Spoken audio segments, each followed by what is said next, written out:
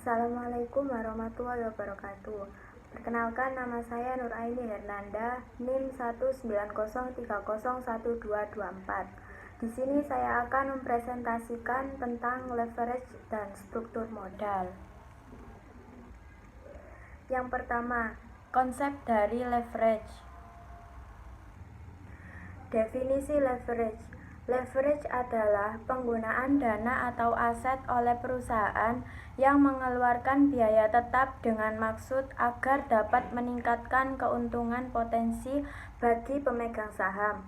Konsekuensi penggunaan dana perusahaan harus mengeluarkan biaya tetap yang berupa bunga pinjaman. Konsekuensi penggunaan aset atau mesin, perusahaan harus menanggung beban atau biaya tetap yang berupa biaya penyusutan atau depresiasi. Jika perusahaan menyewa suatu aktiva tetap, konsekuensinya harus membayar beban sewa sebagai biaya tetap. Fungsi leverage. Dalam keuangan, leverage juga mempunyai maksud yang serupa. Lebih spesifik lagi, leverage bisa digunakan untuk meningkatkan tingkat keuntungan yang diharapkan. Penggunaan leverage akan meningkatkan keuntungan bagi pemegang saham.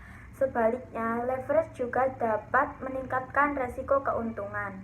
Karena jika perusahaan ternyata mendapatkan keuntungan yang lebih rendah dari biaya tetapnya, maka penggunaan leverage akan dicapai oleh pemegang saham. Leverage timbul pada saat perusahaan menggunakan aktiva yang memiliki biaya operasi tetap. Dalam jangka panjang, semua biaya bersifat variabel, artinya dapat berubah sesuai dengan jumlah produk yang dihasilkan. Pentingnya leverage bagi perusahaan. Leverage keuangan menjadi penting karena hal tersebut memungkinkan perusahaan untuk memaksimalkan keuntungan yang diperoleh oleh pemegang saham dibandingkan dengan keuntungan yang diperoleh dari operasi ekuitas. Perusahaan yang menunjukkan kemampuan untuk mengelola pengaruh dengan membayar utang tepat waktu meningkatkan kesempatan mereka untuk mendapatkan pinjaman pada tingkat bunga yang lebih baik. Keuntungan dan kerugian dari tinggi atau rendahnya leverage. Keuntungan. Jika kondisi penjualan dalam keadaan yang sangat tinggi dan keuntungan operasi juga tinggi, maka financial leverage juga akan tinggi yang akan langsung berpengaruh ke EPS yang tinggi juga. Namun, penerapan tersebut juga bisa sangat beresiko jika kondisi iklim bisnis sedang suram. Kerugian financial leverage akan menyebabkan perusahaan tersebut masuk masa yang berbahaya jika iklim bisnis sedang pada masa buruk. Total utang perusahaan dibagikan dengan total aktiva, maka akan muncul yang disebut dengan leverage factor atau juga debt ratio. Jika tingkat hutang semakin tinggi, maka bunga yang muncul dari hutang tersebut juga akan semakin tinggi dan berdampak ke resiko keuangan yang tinggi juga. Yang kedua, konsep dari struktur modal. Definisi struktur modal. Struktur modal atau kapital struktur mengacu pada jumlah utang atau ekuitas yang digunakan oleh perusahaan untuk mendanai operasi dan membiayai asetnya. Istilah struktur berarti pengaturan berbagai bagian. Jadi, struktur modal berarti pengaturan modal dari sumber yang berbeda sehingga dana jangka panjang yang dibutuhkan untuk bisnis dinaikkan.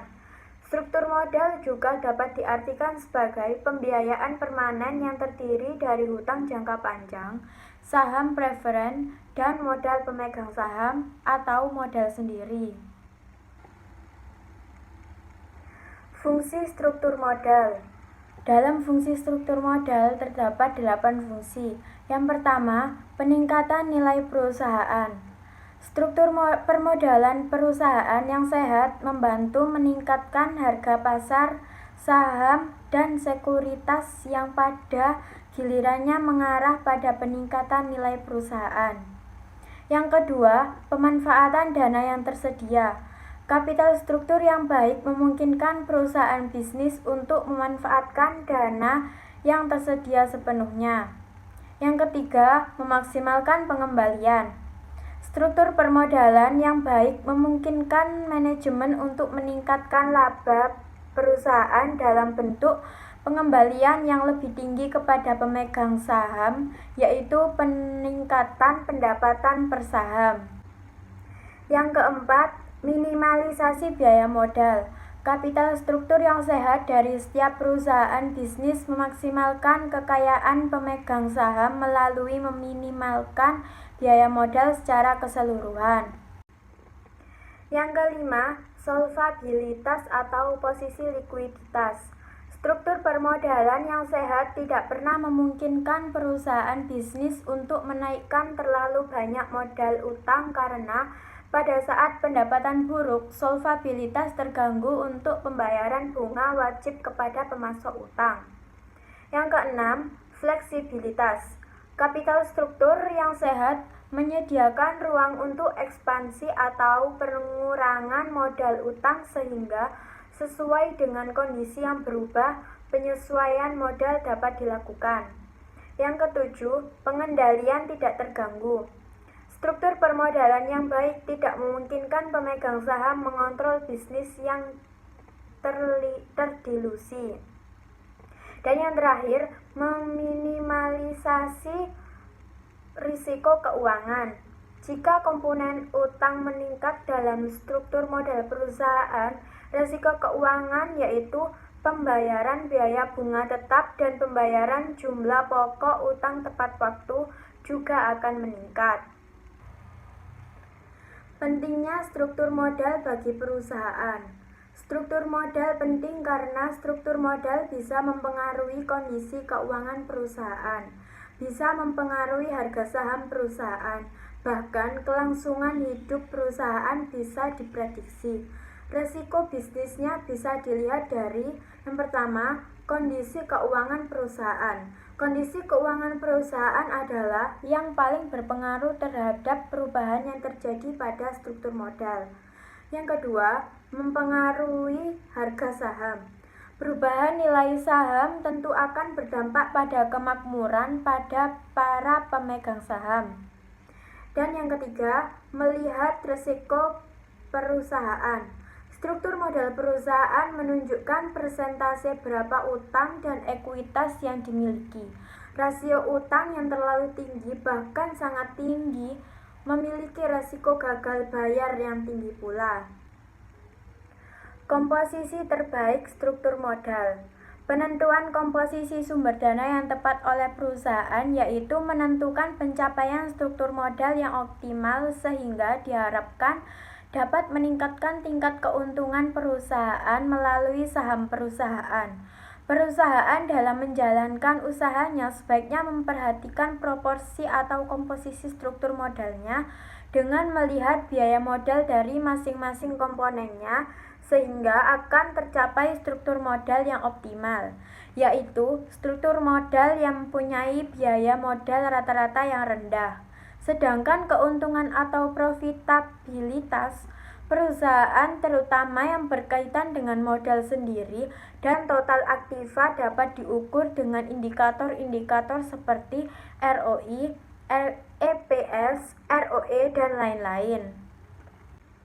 Lebih baik mana menggunakan modal sendiri atau hutang jika dikaitkan dengan resiko dari masing-masing sumber dana tersebut?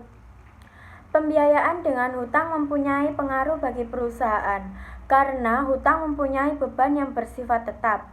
Kegagalan perusahaan dalam membayar bunga atas hutang dapat menyebabkan kesulitan keuangan yang berakhir dengan kebangkrutan perusahaan. Tetapi penggunaan hutang juga memberikan subsidi panjang atau bunga yang dapat menguntungkan pemegang saham. Karena penggunaan hutang harus seimbang antara keuntungan dan kerugian. Perusahaan yang menggunakan hutang akan membayar pajak lebih kecil dari perusahaan yang tidak menggunakan hutang.